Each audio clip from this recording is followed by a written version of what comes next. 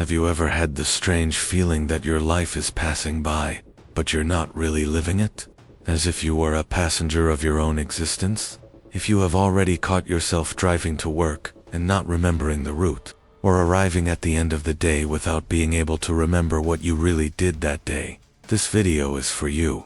Because maybe, just maybe, you've been living on autopilot for a lot longer than you think. And today we're going to find out not just how it happened, but how to get out of this spiral. In 2010, researchers at Harvard made a disturbing discovery. They found that we spend about 47% of our waking time mind-wandering. Basically, our minds are elsewhere. Almost half of our conscious life, we are not really present in it. But here's the part that really made me uneasy. They found out that this isn't just lack of attention.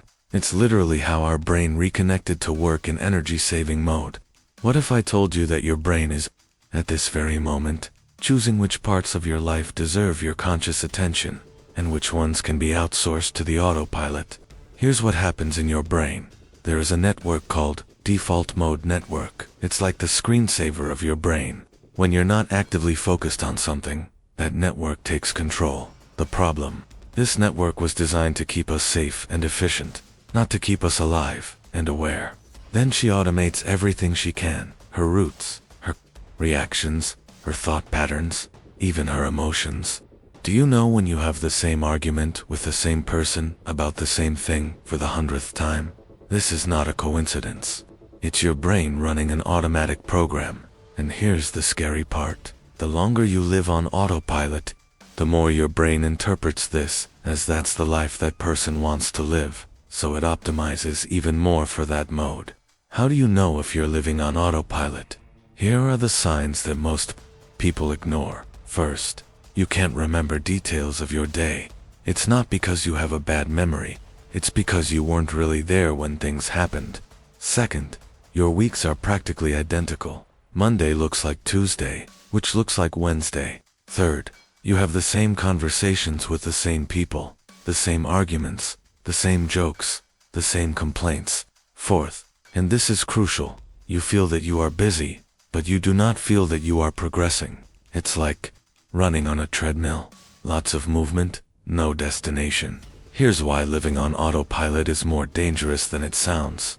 You can get to 40, 50, 60, and realize that you've lived the same decade several times. Because when you are not aware of your choices, you are not really choosing. You are just reacting to the same triggers in the same way, expecting different results. And there is something even deeper here. When you live on autopilot, you stop forming meaningful memories. That's why it seems like time is passing faster as you get older. It's not that time is speeding up, it's that you stop paying attention to it. So the real question is not how do I get out of the autopilot? The question is, how much of my life do I really want to live, versus just go through it? Okay, let's go to what you can do today to start breaking these automatic patterns. Technique 1. The route switch once a day. Change something deliberately. Go to work in a different way. Brush your teeth with your non-dominant hand. Have lunch in a different place. Your brain will wake up to process the news. Technique 2. The question of 5 why. When you catch yourself doing something automatically, ask, why am I doing this? And when you have the answer, ask why another 4 times. This forces your conscious mind to take control. Technique 3. The check-in time. Set an alarm to ring every hour. When you play, ask yourself, what am I doing now? How do I feel now? Is this a conscious choice or an automatic pattern? It seems simple. It is because it is. Consciousness doesn't need to be complex. It just needs to be consistent. But here's the paradox. When you get out of autopilot, life can temporarily get harder, because awareness means choice, and choice means responsibility. You can no longer say it was by accident, or I've always been like this, or it's not my fault. When you are conscious, you are the author of your own story, and that can be scary, but it's also liberating, because for the first time, maybe in years, you will start living your life, not the life that autopilot chose for you. And you know what the irony is? When you stop living on autopilot, you finally get to really relax. because there is no longer that constant feeling that you are losing your own life. If you've come this far, you probably already know the answer to the title question. Yes, you've probably been living on autopilot for years, without noticing. And no, you're not alone in this. And no, it's not too late to change. Start with small things. Start with awareness. Start today. If this video made you question something about how you are living, that's the first step out of autopilot.